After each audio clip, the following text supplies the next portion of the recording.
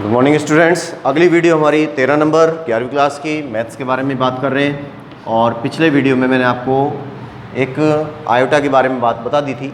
अब उसी आयोटा के टॉपिक को थोड़ा सा और आगे लेके चलते हैं कि भाई इनका यूज़ कहाँ होता है। भाई दैनिक जीवन में तो इसका कोई यूज़ है ही नहीं, ये बात मैंने आपको पहले ही बताई थी, इसीलिए इसका नाम काल्पनिक रखा है। अगर दैनिक जीवन में ये चीज़ काम में आ रही होती तो हम इसको वास्तविक के अंदर डाल देते हैं ना। अब एक बिंदु आते हैं, बिंदु 3 टाइप के होते हैं, लेकिन फिलहाल अभी आपने एक बिंदु पढ़ लिया है और जिसको हमने निर्देशांक कहा था, कार्तीय निर्देशांक, है ना। 10वीं क्लास में आए थे कार्तीय निर्देशांक। कार्तीय निर्देशांक क्या होते हैं बताया था मैंने, आपको ध्यान होना चाहिए। कार्तीय निर्देशांक क्या होंगे? जो ग्राफ में आप बिंदु अंकित करते हैं वो कार्तीय निर्देशांक हो जाते हैं, है ना। ये 2D के अंदर आते हैं। अब एक आता है ध्रुवीय निर्देशांक, और तीसरा आपको कॉलेज में मिलेगा, तो उसके बारे में अभी हम बात ही कर ही नहीं रहे। ध्रुवीय निर्देशांक, है ना, ये कंडीशन आती है। अब ध्रुवीय निर्देशांक क्या होता है? जैसे ये x और y होता है, इसी तरीके से एक काल्पनिक तल हम मान लेते हैं और उस काल्पनिक तल को, इन्हीं एक्सेस को, इन्हीं अक्षों को, x अक्ष और y अक्ष को हम r और थीटा के रूप में प्रदर्शित कर देते हैं। ठीक है, तो जो अक्ष हमको दिए गए हैं, जो निर्देश अक्ष हमको दिए गए हैं, उनको हम r और थीटा के रूप में अगर प्रदर्शित कर देते हैं तो उस चीज़ को क्या बोलते हैं? ध्रुवीय निर्देशांक बोलते हैं। कार्तीय निर्देशांक हम 10वीं क्लास में पढ़ चुके। एक और आएगा, कोणीय निर्देशांक भी आएगा, है ना, वो उसके बाद में होगी, अभी उसके बारे में कोई बात हमको नहीं करनी है। तो अभी हमारा जो टॉपिक है वो है सिर्फ ध्रुवीय निर्देशांक। अब ध्रुवीय निर्देशांक क्या है कि कोई निर्देशांक होगा और उसको हम r और थीटा के रूप में व्यक्त कर रहे हैं। जैसे अब कैसा सवाल होगा, क्या काम करना है? मान लीजिए कोई सवाल हमारे पास आ गया कि 2 + i/3 के बारे में कह दिया कि ये एक सम्मिश्र संख्या है। इसको क्या नाम देते हैं? सम्मिश्र संख्या। और सम्मिश्र संख्या का मतलब कॉम्प्लेक्स नंबर। ठीक है, ये सम्मिश्र संख्या हो गई। तो 2 + 3 i एक सम्मिश्र संख्या है, एक कॉम्प्लेक्स नंबर है। अब इस कॉम्प्लेक्स नंबर को हम यूज़ कर रहे हैं r और थीटा के रूप में, तो हमें यहाँ पर एक ध्रुवीय रूप चाहिए। इसका नाम हम क्या बोल देते हैं? ध्रुवीय रूप। ठीक है, ये ध्रुवीय रूप हो गया। अब ध्रुवीय रूप का मतलब क्या हुआ? इसको r और थीटा के रूप में प्रदर्शित करेंगे तो ध्रुवीय रूप बनेगा। इसको लिखने का तरीका होता है, ध्यान से इसको समझ लेना, एक जैसे ही सवाल चलेंगे सारे के सारे, उसमें आपको कहीं कोई चेंज करने की ज़रूरत नहीं है। तो 2 + 3 i को हम लिख देते हैं r cos theta plus iota sine theta. ये इसका एक तरह से फॉर्मूला हो जाता है। कैसे आया, क्या आया, इसके बारे में हम तो क्लास में ही बात करेंगे। ठीक है, और डेरिवेशन आपकी बुक में दिया भी हुआ है वैसे तो r cos theta plus iota sine theta हो जाता है। इसमें हम r को अंदर गुणा कर देते हैं, तो 2 + 3 आयोटा बराबर ये हो गया r cos थीटा, अंदर गुणा किया इसको, और आयोटा r साइन थीटा। ठीक है, यहाँ पर गुणा हो गया, r को हमने इससे गुणा कर दिया, r को हमने इससे गुणा कर दिया। अब एक चीज़ गौर करिए कि जब हम इन दोनों पक्षों के बारे में बात कर रहे हैं तो इन दोनों पक्षों में 2 चीज़ें आ रही हैं, क्योंकि इसका नाम क्या है? इसका नाम है सम्मिश्र संख्या। और सम्मिश्र संख्या क्या होती है कि जिसमें रियल नंबर भी होता है और जिसमें इमेजनरी नंबर भी होता है। इमेजनरी का मतलब काल्पनिक संख्या भी होती हैं। तो रियल नंबर और इमेजनरी नंबर के संयोजन से, है ना, उनके मिलने से जो संख्या तैयार होती है उसका नाम क्या होता है? सम्मिश्र संख्या या कॉम्प्लेक्स नंबर बोला जाता है। अब हमें यहाँ पर इन दोनों की तुलना करनी है, तो हम यहाँ लिख देते हैं वास्तविक और काल्पनिक पदों की तुलना करने पर। वास्तविक व काल्पनिक, वास्तविक व काल्पनिक पदों की तुलना करने पर, वास्तविक के काल्पनिक पदों की तुलना करने पर। ठीक है, अब जब इनकी तुलना करते हैं तो तुलना कैसे होगी? देखिए, वास्तविक पद क्या क्या है? r cos थीटा और 2, ये भी वास्तविक है और ये भी वास्तविक है। ये साइन थीटा है, ये काल्पनिक है, यहाँ पर भी काल्पनिक आ रहा है। तो वास्तविक पदों की तुलना करने का मतलब होता है वास्तविक पद के सामने वास्तविक पद को लिख देना। तुलना कर रहे हैं मतलब कंपेयर कर रहे हैं इनको। तो r cos थीटा का मान किसके बराबर हो गया?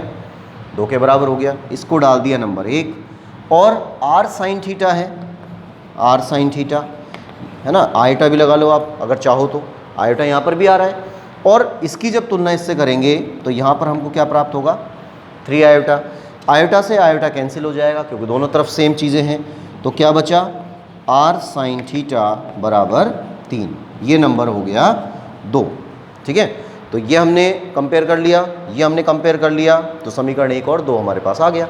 ठीक, अब हमें निकालना है, ये थोड़ा सा ध्यान रखना है कि ध्रुवीय निर्देशांक क्या होते हैं, r और थीटा, कि r का मान हमको ज्ञात करना है, थीटा का मान हमको ज्ञात करना है, और इस प्रकार से वैल्यू को लेना है। इसको हम कहते हैं ध्रुवीय रूप। ठीक, कर दिया। अब क्या रीज़न है, क्या कारण है इनको निकालने के, उन कारणों के बारे में अभी आपको विचार नहीं करना है, केवल आपको ये देखना है कि किस तरीके से हम r और थीटा निकाल सकते हैं। तो r और थीटा का मान निकाला।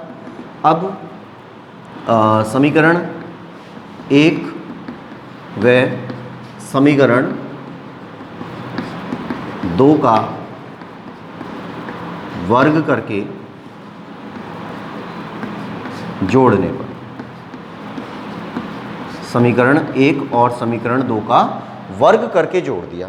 अब देखिए समीकरण 1 ये रही, समीकरण 2 ये रही, वर्ग करेंगे जोड़ेंगे, तो इसका वर्ग करिए, LHS LHS में जुड़ेगा, RHS RHS में जुड़ेगा, तो r square cause square theta, है ना, हो गया। यहाँ से मिलेगा तो क्या मिलेगा, plus r square sine square theta बराबर, इसका वर्ग कर दिया 4 आएगा, इसका वर्ग कर दिया 9 आएगा, दोनों को जोड़िए तो 4 + 9, इन दोनों में से r स्क्वायर कॉमन निकाल लिया तो कॉज स्क्वायर थीटा बच गया, प्लस साइन स्क्वायर थीटा बच गया, बराबर में क्या आ गया, 13 आ गया। अब साइन स्क्वायर थीटा और कॉज स्क्वायर थीटा क्या होता है, एक होता है, तो ये बन गया r स्क्वायर बराबर 13 और r बराबर क्या हो गया, √13। ठीक है, ये स्थिति हमारे पास आ गई, ये मान निकल गया, r का मान √13 आ गया। अब उसके बाद हमें चाहिए थीटा का मान, r का मान तो निकाल लिया हमने, अब थीटा चाहिए। थीटा का मान निकालने के लिए समीकरण 2 में समीकरण 1 का भाग लगा देंगे और यहाँ लिख देंगे समीकरण 2 में, समीकरण 2 में समीकरण 1 का भाग करने पर, ठीक है, समीकरण 2 ये वाली है, इसको लिख दिया r sin थीटा, इसके बटे में आ जाएगा r cos थीटा बराबर 3 और बटे 2, r से r कैंसिल हो गया, यहाँ बच गया tan थीटा बराबर 3/2, यह आया। लेकिन हमें tan थीटा का मान नहीं चाहिए, हमें किसका मान चाहिए, थीटा का। तो थीटा बराबर क्या होगा, tan को उधर शिफ्ट कर दिया, ये हो जाएगा tan इनवर्स 3/2, ये मान आ जाता है। और r का मान भी हमने निकाल लिया, थीटा का मान भी हमने निकाल लिया। अब हमसे कहा जाता है कि भाई आप इसको ध्रुवीय रूप में लिखिए, है ना। अब इसको ध्रुवीय रूप में जब लिखते हैं तो किस तरह से लिखा जाएगा, हमने लिखा कि 2 + 3 आयोटा का ध्रुवीय रूप क्या होगा, 2 + 3 आयोटा बराबर r क्या है, देखिए ध्रुवीय रूप ये वाला है ना, इसमें r और थीटा का मान रखना है बस। तो r की जगह पे क्या आ रहा था, √13, यहाँ रख दिया √13। फिर कॉज है, कॉज लिख दिया, थीटा का मान वहाँ से tan इनवर्स 3/2, फिर प्लस आयोटा साइन और थीटा का मान tan इनवर्स 3/2, ये इसका ध्रुवीय रूप हो गया। ठीक है, तो इस तरह से हम ये समीकरणें हल करते हैं। कोई भी राशि हमको दी जाती है, चाहे वो प्लस की हो, चाहे वो माइनस की हो, चाहे वो कुछ भी हो, और उसका इस तरह से पहले अलग अलग डिवाइड करेंगे, डिवाइड करने के बाद 2 समीकरणें हमारे पास मिल जाएंगी, उनको कंपेयर करेंगे तो रियल पद एक जगह पे आ जाएंगे, इमेजिनरी पद एक जगह पर आ जाएंगे, और समीकरण 1 और 2 का वर्ग कर दिया जाएगा। वर्ग करने के बाद उनको जोड़ देते हैं, जोड़ने के बाद हमेशा r का मान प्राप्त होगा, और जब समीकरण 2 में 1 का भाग देते हैं तो उससे थीटा का, tan थीटा का मान प्राप्त होगा, उससे हम थीटा निकाल लेंगे और इन दोनों मानों को इस रूप में रख दिया जाएगा, और यही इसका ध्रुवीय रूप कहलाता है। ठीक है, इसको नोट करिए।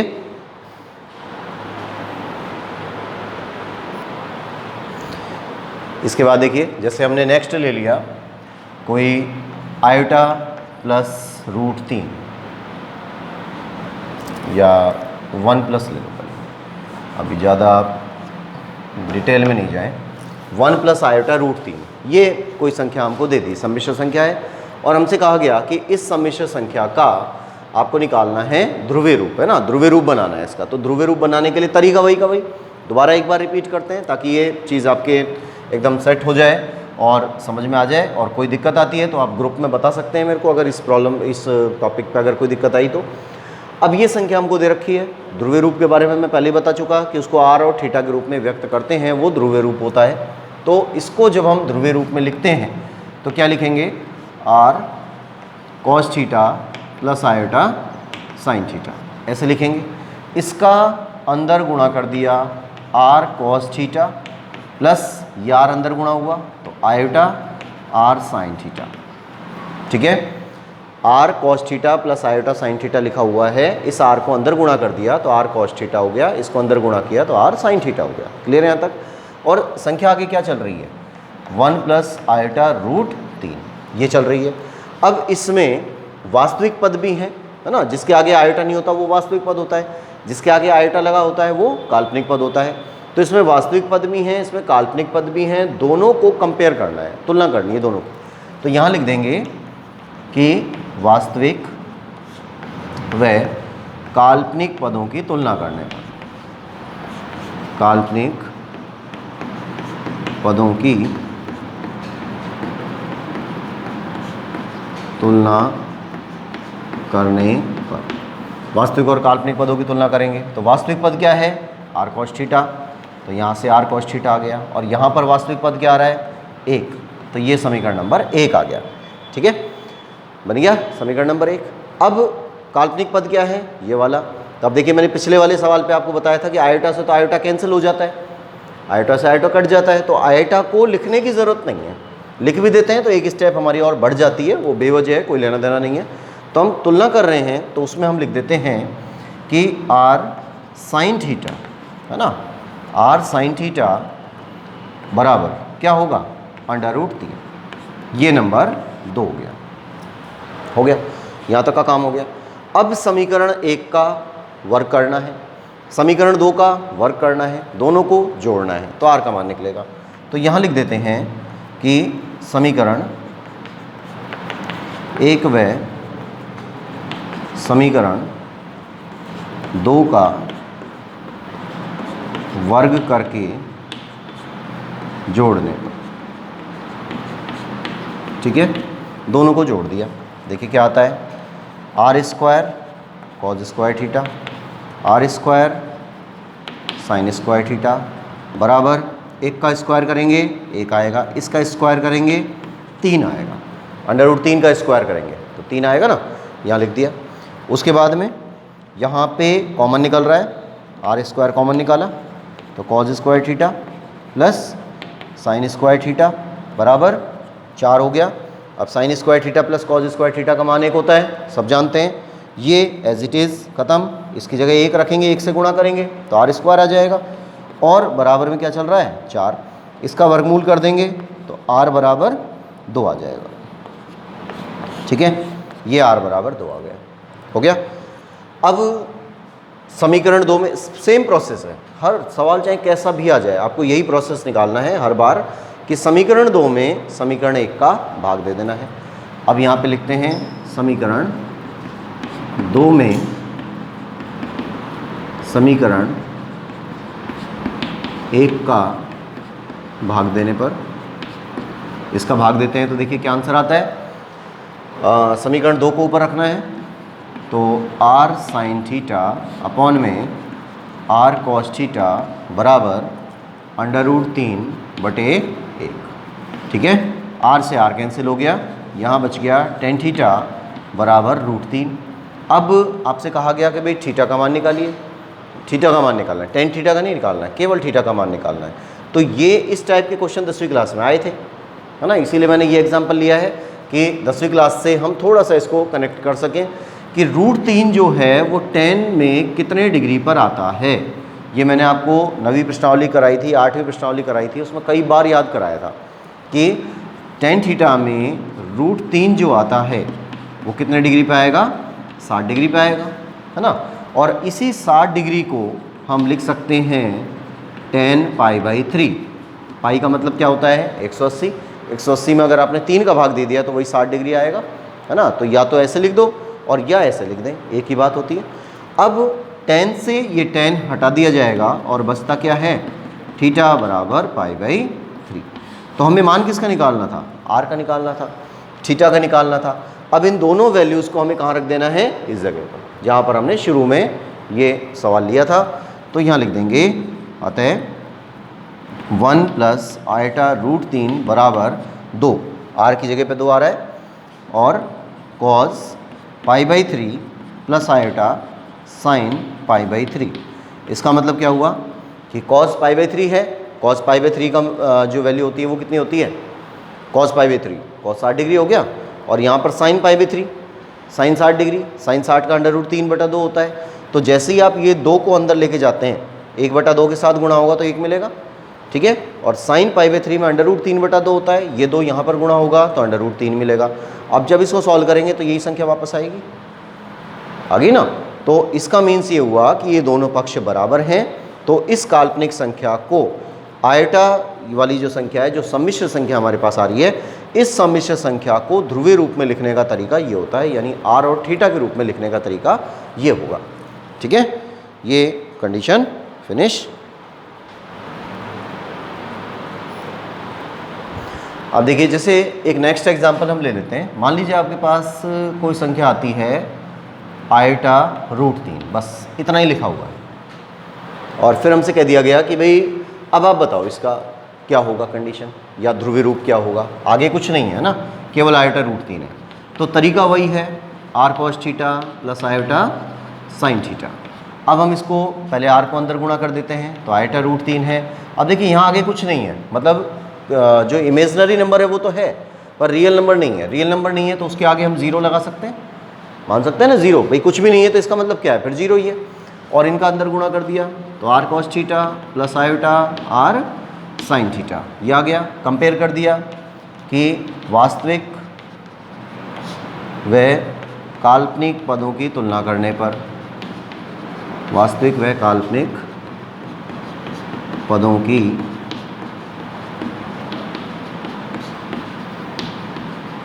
तुलना करने पर, ठीक है। रखिए मान r cos θ बराबर 0, नंबर 1, और r sin θ बराबर √3, ये नंबर 2 हो गया। समीकरण 1 और 2 का वर्ग करके जोड़ देंगे। समीकरण 1 व समीकरण 2 का वर्ग करके जोड़ने पर, इनको जोड़ा तो क्या वैल्यू आती है, r² cos² θ + r² sin² θ बराबर 0 का स्क्वायर करेंगे तो 0 ही आएगा, इसका स्क्वायर करेंगे तो 3 आएगा। इनको r² को कॉमन निकाल लिया, यहाँ बच गया cos² θ + sin² θ बराबर 3, इसकी वैल्यू होगी 1, तो r² बराबर 3, तो r बराबर √3, ठीक है। ये r का मान निकल गया। फिर दोबारा वही काम, समीकरण 2 में समीकरण 1 का भाग, तो समीकरण 2 में समीकरण 1 का भाग देने पर क्या वैल्यू आती है, r sin θ upon r cos θ बराबर √3 अपॉन 0। देखिए ध्यान से देखना, इसमें sin θ को ऊपर रखा है ना, समीकरण 2 ऊपर रहती है हमेशा, tan बनाना है इसलिए sin हमेशा ऊपर रहेगा, cos नीचे रहेगा। तो जब ये वाली वैल्यू √3 ऊपर रहेगी तो 0 कहाँ चला जाएगा, नीचे की तरफ चला जाएगा। r से r कट गया, वैल्यू क्या बची, tan θ। यहाँ से किसी भी संख्या में जब 0 का भाग दिया जाता है तो संख्या का जो मान प्राप्त होगा वो कैसा होगा, अनंत होगा। अनंत है तो अनंत जो होता है वो tan θ में कितने डिग्री पर होता है, tan 90 डिग्री पर होता है, और 90 डिग्री पे होगा तो हम क्या लिख देंगे उसको, π/2 लिख देंगे। तो थीटा की वैल्यू क्या प्राप्त होती है, थीटा बराबर π/2 यानी 90 डिग्री। और इन वैल्यूज़ को, दोनों को, r को और थीटा को दोनों को कहाँ रख दिया जाएगा, इस जगह पर। तो इसका ध्रुवीय रूप प्राप्त होता है 0 प्लस आयोटा √3 बराबर r की जगह पर √3 और cos π/2 प्लस आयोटा sin π/2। ठीक है, तो ये हमारा ध्रुवीय रूप का टॉपिक कंप्लीट होता है, इसको आप नोट कर लीजिए।